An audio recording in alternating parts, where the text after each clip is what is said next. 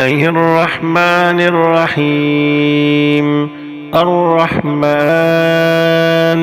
علم القرآن، خلق الإنسان، علمه البيان.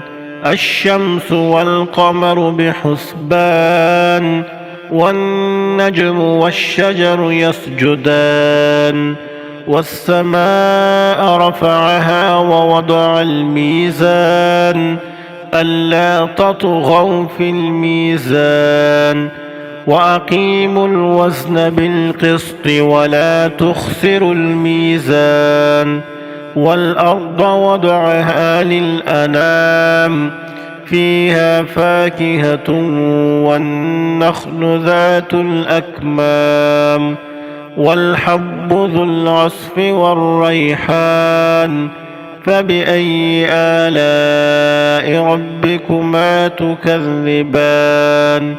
خلق الإنسان من صلصال كالفخار، وخلق الجان من مارج من نار.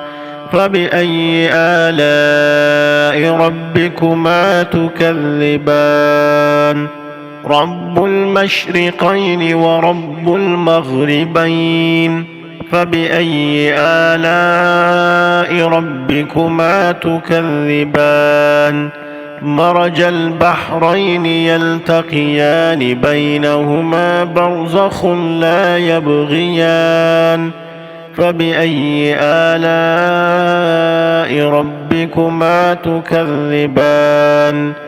يخرج منهما اللؤلؤ والمرجان. فبأي آلاء ربكما تكذبان؟ وله الجوار المنشآت في البحر كالأعلام. فبأي آلاء ربكما تكذبان؟ كل من عليها فان، ويبقى وجه ربك ذو الجلال والإكرام. فبأي آلاء ربكما تكذبان؟ يسأله من في السماوات والأرض، كل يوم هو في شأن. فبأي آلاء ربكما تكذبان؟ سنفرغ لكم أيها الثقلان. فبأي آلاء ربكما تكذبان؟ يا معشر الجن والإنس إن استطعتم أن تنفذوا من أقطار السماوات والأرض فانفذوا، لا تنفذون إلا بسلطان.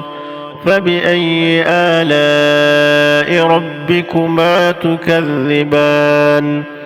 يرسل عليكما شواظ من نار ونحاس فلا تنتصران. فبأي آلاء ربكما تكذبان؟ فإذا انشقت السماء فكانت وردة كالدهان. فبأي آلاء ربكما تكذبان؟ فيومئذ لا يسأل عن ذنبه إنس ولا جان. فبأي آلاء ربكما تكذبان؟ يعرف المجرمون بسيماهم فيؤخذ بالنواصي والأقدام. فبأي آلاء ربكما تكذبان؟ هذه جهنم التي يكذب بها المجرمون، يطوفون بينها وبين حميم آن. فبأي آلاء ربكما ربكما تكذبان ولمن خاف مقام ربه جنتان فبأي آلاء ربكما تكذبان ذواتا أفنان فبأي آلاء ربكما تكذبان فيهما عينان تجريان فبأي آلاء ربكما تكذبان فيهما من كل فاكهة زوجان فبأي آلاء ربكما تكذبان متكئين على فرش بطائنها من استبرق وجنى الجنتين دان فبأي آلاء ربكما تكذبان فيهن قاصرات الطرف لم يطمثهن إنس قبلهم ولا جان فبأي آلاء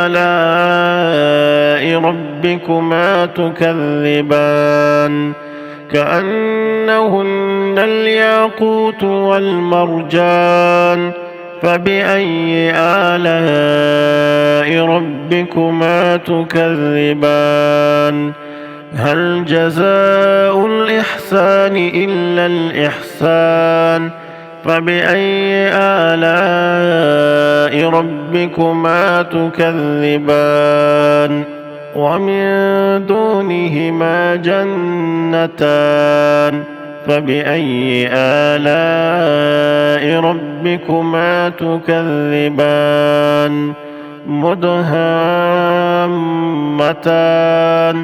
فبأي آلاء ربكما تكذبان فيهما عينان نضاختان فبأي آلاء ربكما تكذبان فيهما فاكهة ونخل ورمان فبأي آلاء ربكما تكذبان فيهن خيرات حسان فبأي آلاء ربكما تكذبان حور مقصورات في الخيام فبأي آلاء ربكما تكذبان لم يطمثهن إنس